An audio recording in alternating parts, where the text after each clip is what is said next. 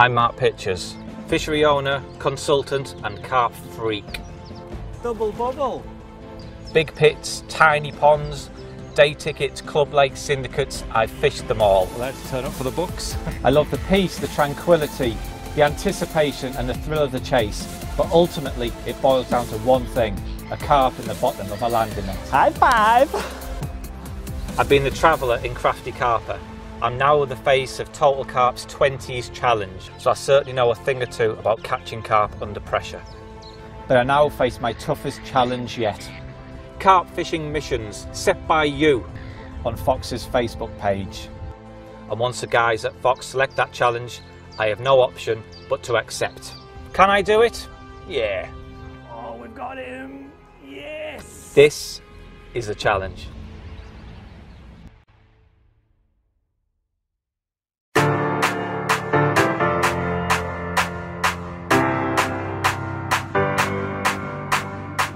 Well, hello and welcome to my first challenge. We had an absolutely brilliant response from all of you writing in on Facebook with your suggestions. One that I liked was from Stephen Porkchop Walters. He said, can you go a whole session without a can of choo-choo juice? Well, nah, I've been up since 5 o'clock this morning. I'm not going a whole session without a can of choo-choo juice. But the one we went for, I thought was a brilliant idea, was from Mark Bacon.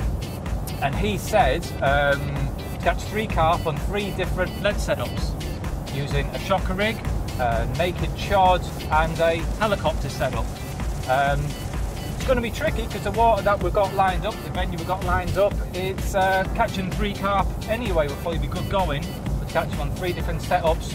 Maybe it's a bit of a tall order, but it's a challenge at the end of the day, and that's the name of the game. So I think I'm going to get my foot down and I will see you at the venue.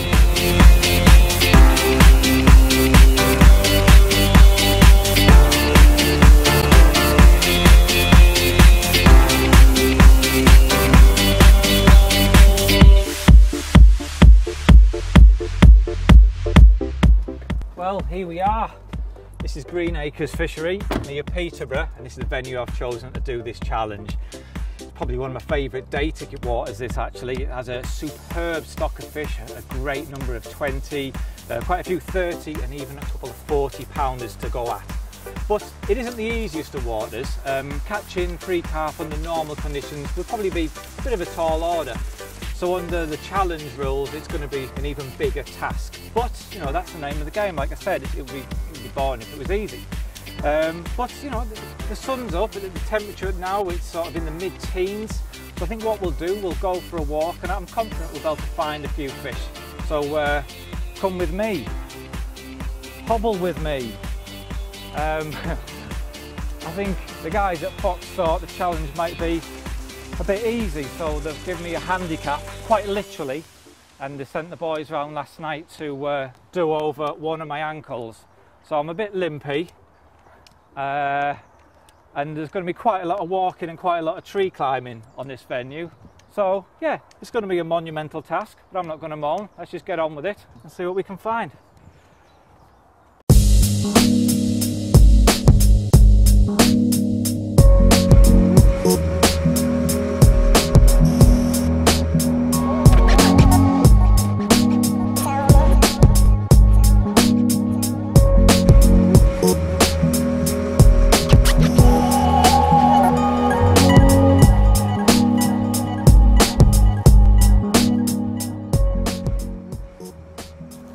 Struggling, Mark. It's like the chances of me being quiet and stealthy here are like 0.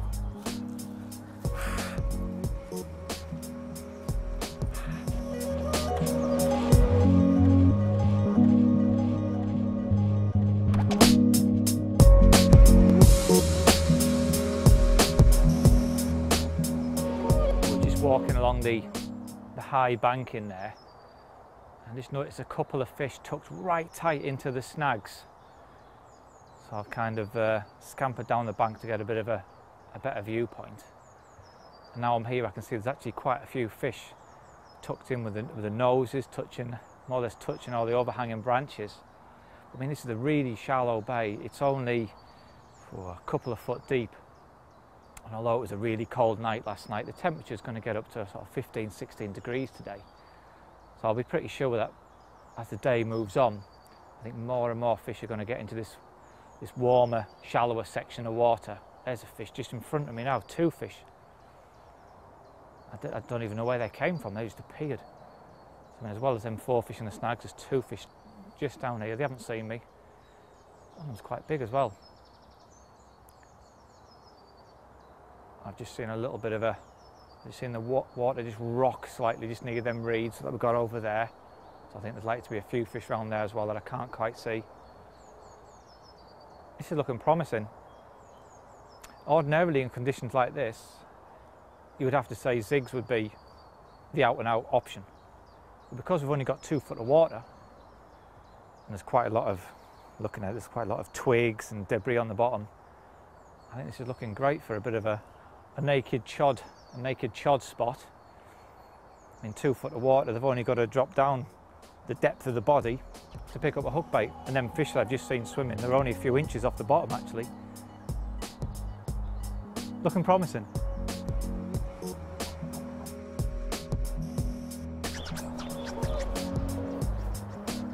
Sorry.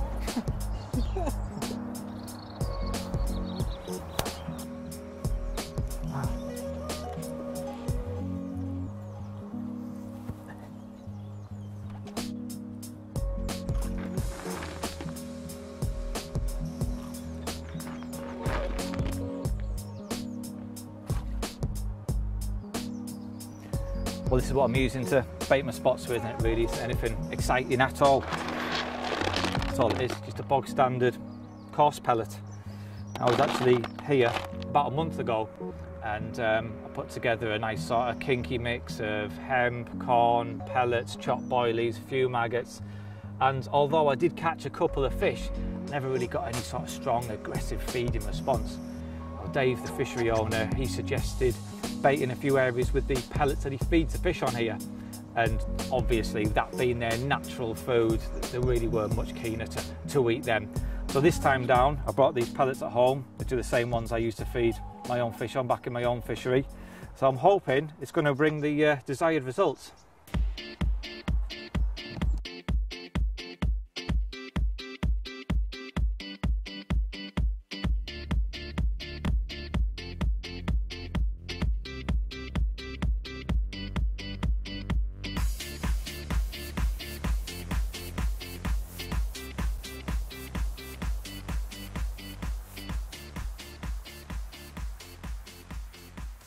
Well, it's been a really tough day today.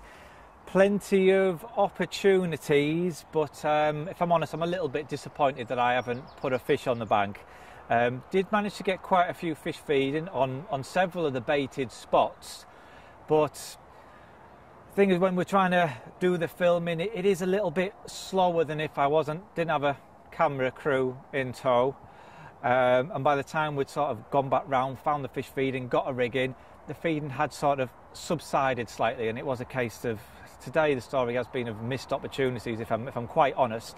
But on the plus side, the fish have been visiting the baited spots, and they have been feeding. And I think tomorrow, with an earlier start, I mean today it was probably after dinner time by the time we actually got fishing. I think tomorrow, earlier start, check the spots in the morning. I'm very confident we're about to get a fish. It was a shame we didn't manage to knock one out early doors, so to speak. But there we go. Anyway, the sun's now setting, and I've gone down the other end of the lake where we were before was very shallow. Tonight is forecast to be a cold, perhaps even a frosty night, and I think the fish might move down the deeper end tonight. We've got a nice bit of open water here. I've just had a little cast around with the lead, having a nice depth of water just off the reeds. I think there will have been a few fish sunning themselves in them reeds through the day, and as the temperatures drop in, I think they might just push out into the deeper water. So I have found a nice area just casting around, found a firmer area. It's not rock hard, there is patchy weed, odd little bit of debris there, and there's a few times just land with a bit of a thud. So for that reason, I've decided to use my helicopter setup. We don't quite need to use the chod because it's a lot cleaner. Let me just show you that in a bit more detail. We have one of the tungsten beads, and that just slides over one of the mainline sinkers there, and because that pops off, if we, if you know, in the unlikely event that we do have a breakage, the line breaks, it just really does improve the safety aspect of the rig. The swivel can pass over the sinker, and then it just drops off. So you're not, you know, no risk of the fish getting tethered or caught up in anything. And then coming down there, we have one of these heli-chod buffer beads. Now, leaders are banned on the fishery, and the main concern I've always had in the past with using chods or helicopters direct on the main line is a lot of pressure can be exerted from the ring swivel when they're playing a fish on the main line, and I always think there is a risk that breakages can occur. But if you see here, the ring there, it just fits on the tapered sleeve there, so it really does take a lot of the pressure off, and it just eliminates the risk of any breakages. Coming down here, we have one of the quick change O-rings, and the hook link I'm using, we have an anti-tangle sleeve there just to kick the hook link away and obviously reduce the tangles. The hook link itself, the main boom section, if you like, that's 15 pound Camatech soft. And the reason I like to use a slightly soft hook link rather than a rigid one that a lot of people tend to favour is should the main boom fall over any debris, any weed, any stones, anything like that, it's supple enough to follow the contours of the lake bed. It won't sort of rise up and kick up like that and have all sorts of horrible loops in the hook link. A couple of bits of putty on there as well just to ensure it is pinned down. If you come down there, I mean the end bit there, it's almost, well, it's basically a chod, isn't it, really? I've quite a longish loop for the flexi ring swivel to sit on, and that just gives it a bit of a extra lateral movement, if you like. I have a tiny size 11 flexi ring swivel, and it's the rigid section is 25 pound rigidity, and we have a size 5 Armour Point SR hook, and the hook bait on this rod I've got a 14mm pink fluoro cell pop-up, and there we go. That just is critically balanced, so the slight stiffness of the hook link will always push it away from the lead, and it'll fall like that, tangle free, and always a maximum distance away from the lead. So there you go. I've put a few spoms of mushy pellet out there with a few 10mm cell and hybrid boilies. So all that's left for me to do now is wang this out there, and then we can get the barbecue on.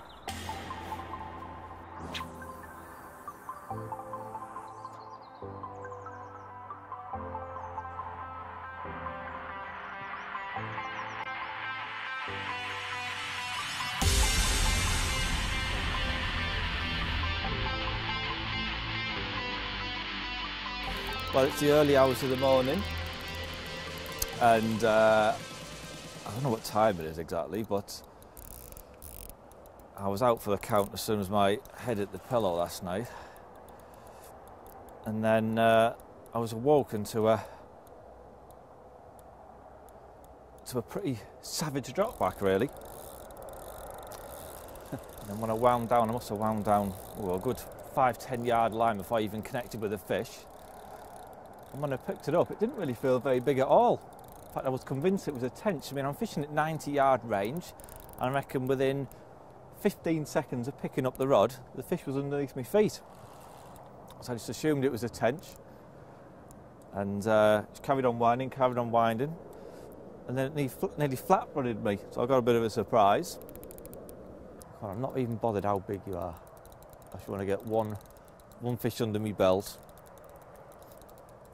one lead set up off the tick list, and I'll sleep a bit better tonight. Not that I had any problem going to sleep last night.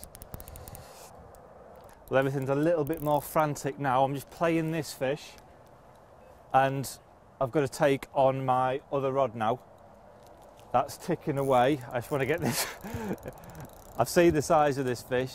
It's a mid-double. That other rod's on a tight clutch, and that's ticking away, so I just want to get this in the net and start dealing with that other fish. I mean, it isn't the sort of water where you normally get 2 takes at once. Oh, come on, carp. So I'm not that bothered, because looking at the tip, it's kiting into open water. in events like this, where you do get double takes, as rare as it is, it's best just to not panic and deal with the fish that you're already playing. Deal with that one first. The other rod, like I say, I can see the tip, he's kiting into open water. Right, that's him done. He's in the net. I don't need to worry about him.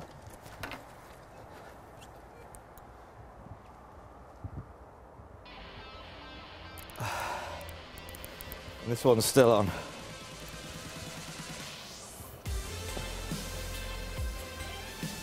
This doesn't feel a bad fish.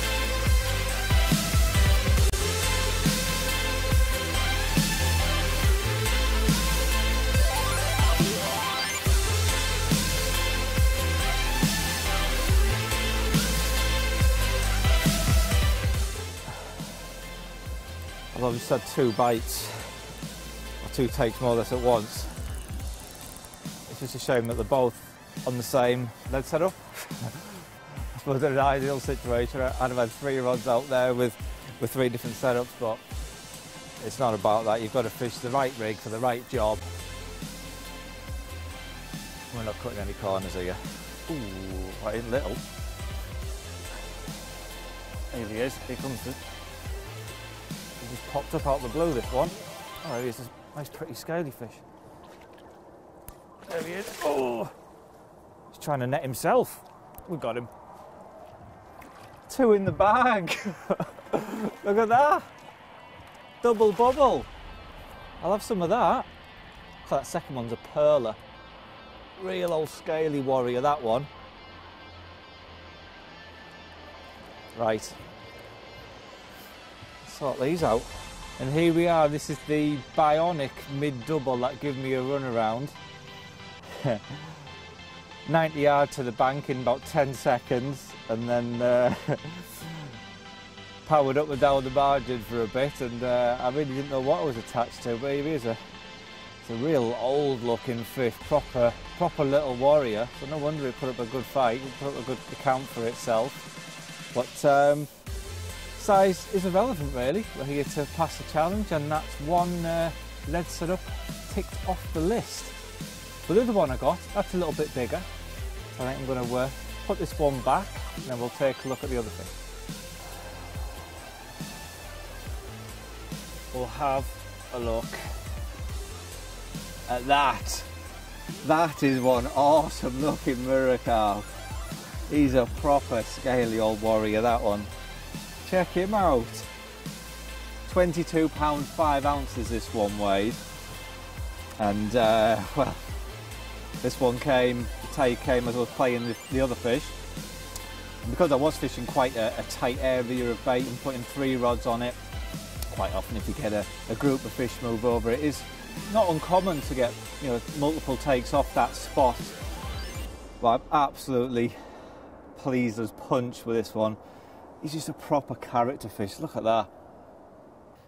But as stunning as this fish is, it doesn't really help our cause in any way. It fell to the exact same lead setup as before, but I'm not really that bothered if I'm honest. This really is the icing on the cake. And speaking of icing, it's a cold night, believe me. When we brought the Inukimat over, it was covered in frost, the bivvies are white over, it really is a chilly old night. So it makes this result even more special, really. Look at him. I think tomorrow's going to be a good day.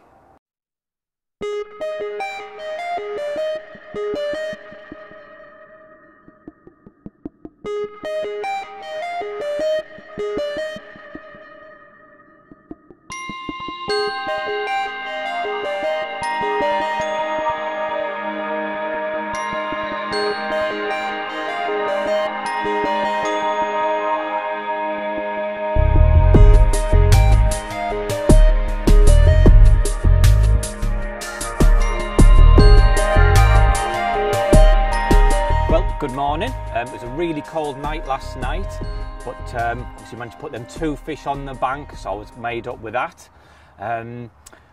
Before I went to bed, it sounds a little bit camp, doesn't it, before I went to bed? Last night I baited up the areas where we'd been fishing yesterday, put in a few more handfuls of pellet, and when I awoke at first light I topped up the same spots. And I've just been for a walk and I've seen a few signs of feeding fish over one of the spots, quite a few bubbles, so definite feeding fish activity.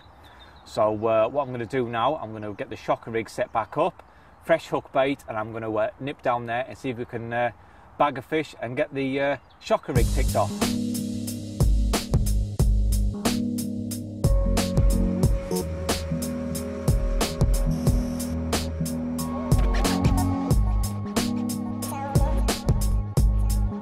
Well, this is the spot I've been trickling bait in. I can already see there's a few fish there. I tried fishing this spot yesterday. It's quite a steep, well, it's not even steps down to the pegs, quite a steep bank down to the pegs. And yesterday when my ankle was goosed, I wasn't the most stealthy person. I was trying to crawl down there. I ended up nearly doing a forward roll into the lake, so I wasn't really at my most stealthy yesterday. But I feel a bit more on it today. I can see a few bubbles coming up. There's a fish just shown just past where I've been putting the bait in. Well, I'm just going to wait for a while, and if I think the fish, they'll probably end up drifting away, coming back, drifting away, coming back. I'm just going to wait for the right moment, just try and sneak down there and lower a rig in, so I just don't cause them any disturbance at all.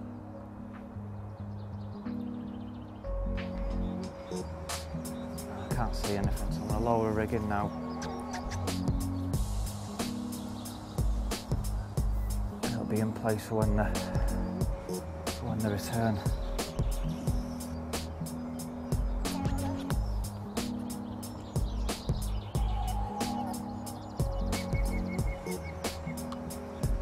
Well, typically, just as Harry ran out of tape, the cameraman ran out of tape, the rod screamed off. It isn't a big fish. I've been playing it for a while so that he'd hurry up and catch it on film. It isn't a big fish at all, but if I can get it in the net, it's another rig ticked off the list. Yes, and there we go, shocker rig done and dusted. That rig had only been in the water 30 seconds. He's not a big one, but he'll do nicely. That really does highlight the importance of pre-baiting spots, priming spots, getting them feeding confidently. I mean, that had been fed last night, fed again this morning, dropped a rig in, 30 seconds, boom, job done.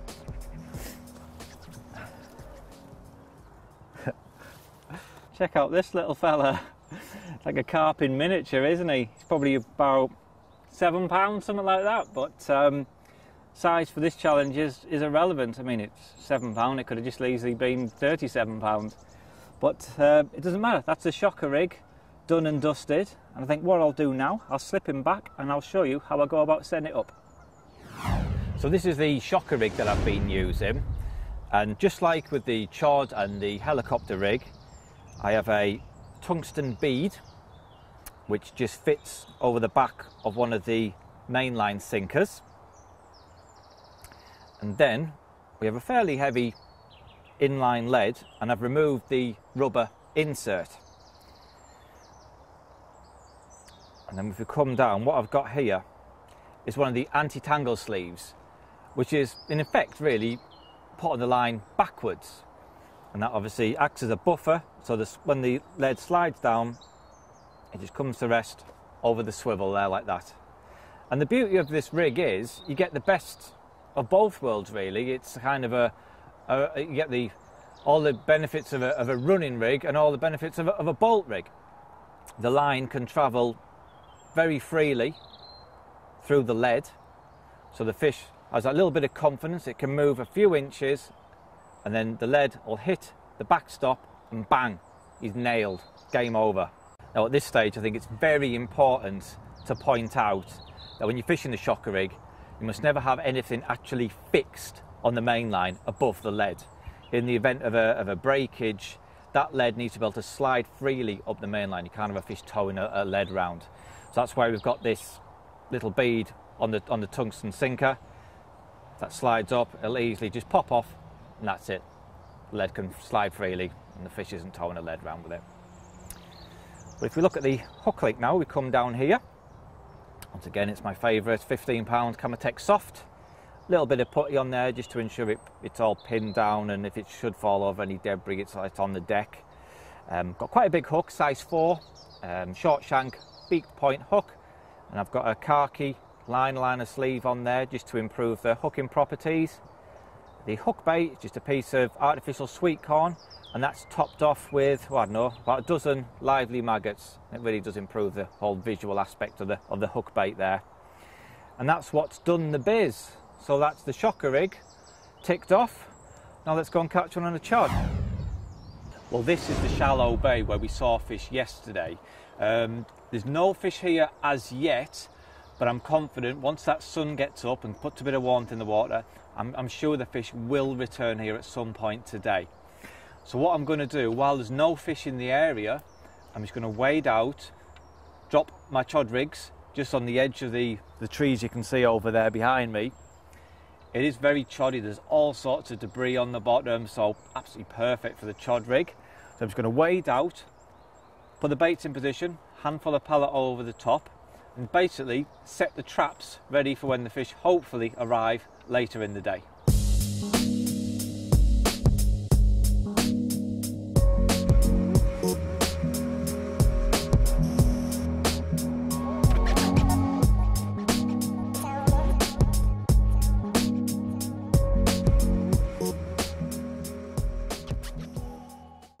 Well, here's my chod set up. I mean, what can we say about a chod that hasn't already been spoke about or written before 100 times over?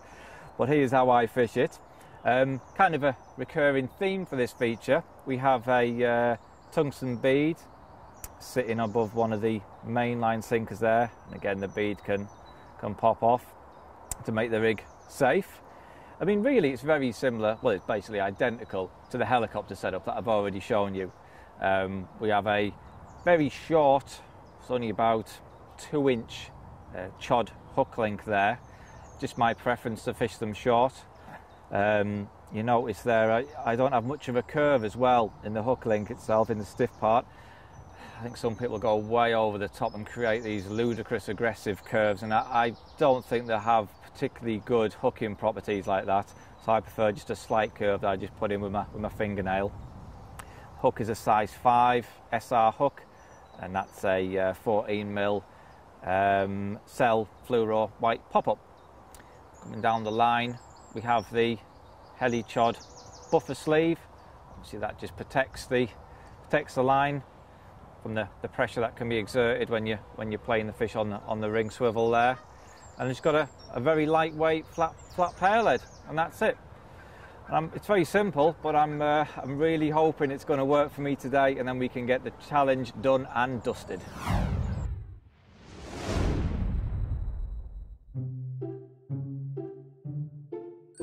So, in order, duck, goose, swan. What? Eat? What? What? How much you hate them? I'll be honest, I'm not racist in any way. I don't think you can really differentiate between them. To do so would just be pure racism. So you don't hate swans more than ducks? Class them all as equal. So should you. Racist. What about grebes? You didn't even say him, did you? You didn't even mention a grebe. Yeah, they're not annoying. It's an aquatic dwelling bird. Coots. Didn't even mention coots. Racist. Okay. Moorhens. Didn't even think about them. What are they called? Moorhens. You call them moorhens, don't you? Yeah. Which suggests there is lots of them. Moorhens? Moorhens. See, that's not even it. Moorhen. More what? More of them? What are you having for dinner? Barbecue. Is that how you say it? We just call it BBQ. It's quicker. It takes less time to say it, and you can actually get more time eating. It's quicker to say it. abbreviated BBQ. It's like extra sausage you can eat. By the time you shorten that down, one extra sausage you can eat by shortening it. There you go. You can learn a lot from us Northerners. Howie man, get the barbecue on the go. Selection of meats from various different animals. Here we have cow, we have sheep, and we have pig. Favourite thing about barbecues? Favourite thing? Probably the food poisoning. No, that's my least favourite thing. Favourite thing about barbecues? Is there a good thing about them?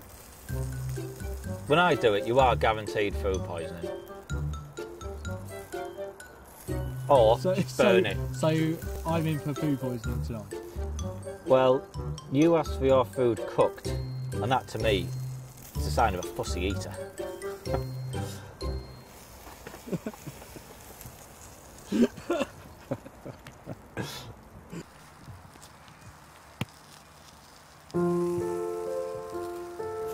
Well, the day's coming to a close now, and to be honest, there isn't really a lot to report. We started off in the shallow bay up there, and the fish didn't really get in there in numbers. But the thing was, the reason I went up there was because it is one of the shallowest areas of the lake, and I just felt any fish sort of cruising through with a slightly warmer temperatures. They've only got to tip down a few inches, and there's a hook bait right in the face. Well, the thing is, I think a lot of the fish are at the deeper end of the lake, but because we've got to stick to the challenge rules and try and catch one on a chod, the problem we've got is most of the fish are in the upper layers. So, you know, everything inside me is screaming, fish zigs, fish zigs. That is what I would be fishing right now.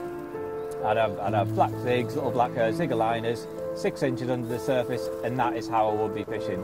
And if the challenge was catch as many carp as you can possibly catch, then that's what I'd be doing. But got to stick to the challenge rules and try and catch them on a chod, and that's why I went in the shallows. But no, it's tonight I am actually quite confident of a bite. I've had a little bit of a change of tactics, and again, that is something that I wouldn't really want to do.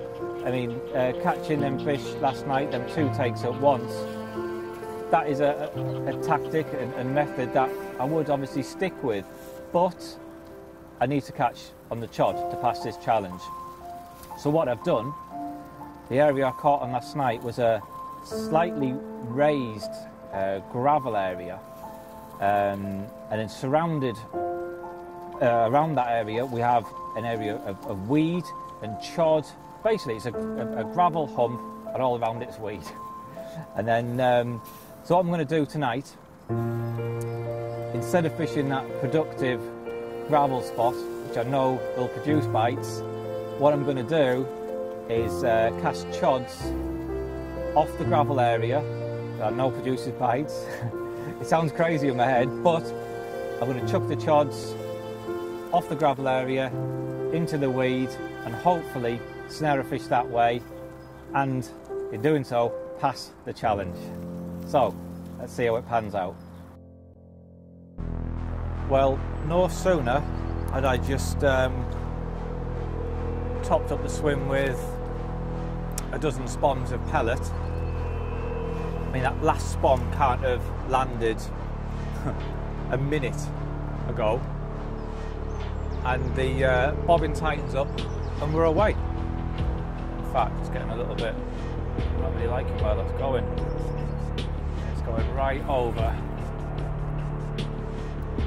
It's going right over a reed bed. I think this is looking a little bit iffy. I'm just looking at my line there. It's going over a reed bed that hasn't quite broke the surface yet, but it's quite a heavy old weed bed, a reed bed I should say.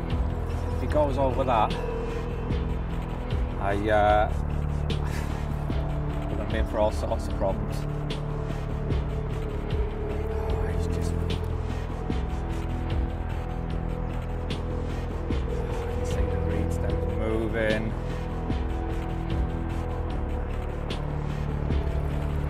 Plus I've got the problem, there's this overhanging tree to my right.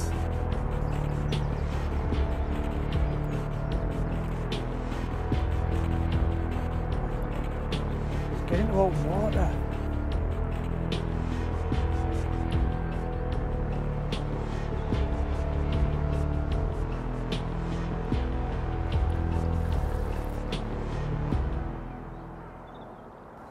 Well, I can barely believe it. Cameraman, please can you throw me my landing net? I'm absolutely amazed we've managed to get this to where we have. Well, that's a nice fish. We went through a weed bed, underneath a submerged tree, and we now have it right under the feet.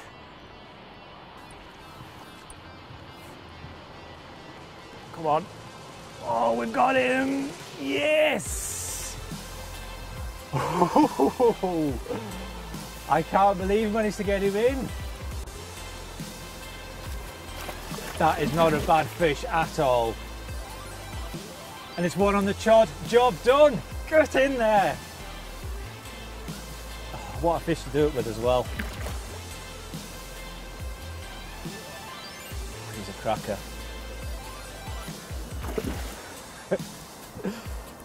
Well, the light's fading rapidly, but let's get him in and take a closer look at him.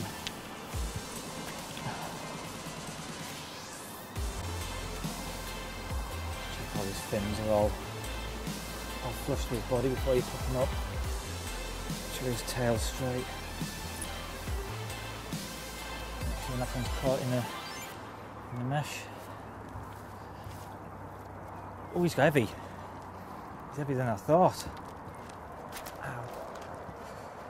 Oh, he's a proper chunk. Oh, look at that.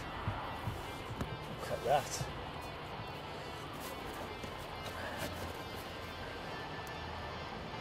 Whew. He is absolutely nailed. The chod is right down. You can see that. And listen, he's just been coming along, hoovering up all that pellet.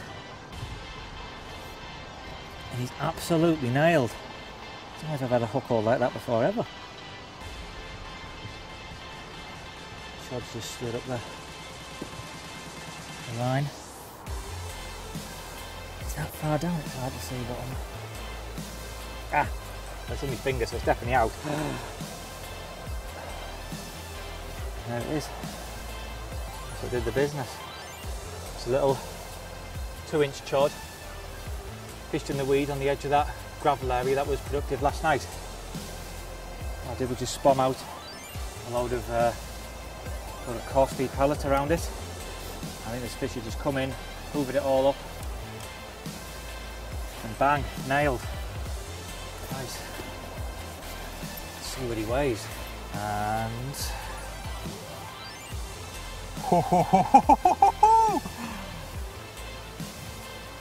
31.3. How's about that? Oh, what a fish to cap it off. Oh, he is awesome. I'm absolutely made up with that, as I'm sure you can tell. What a fish. Oh, well, have a look at that. I am absolutely blown away. 31 pounds 3 ounces. It has surpassed all my expectations. I chose this venue not because it was easy, but because I knew it would test me. It would be a perfect water to do this challenge. It would test me to the limit. We could have gone on a runs water and done it quite easily, but that wasn't the way I wanted to do it. And like I say, it just surpassed all my expectations. I'm running out of superlatives for this fish and for this session. I picked methods, well, I fished with methods that I wouldn't ordinarily have chosen if I'd have been fishing this under normal angling conditions, normal angling circumstances. So, you know, you never know, I might not have caught this fish if it wasn't for the challenge. But there we have it, it is job done. So, Mark Bacon, thank you very much. Challenge completed.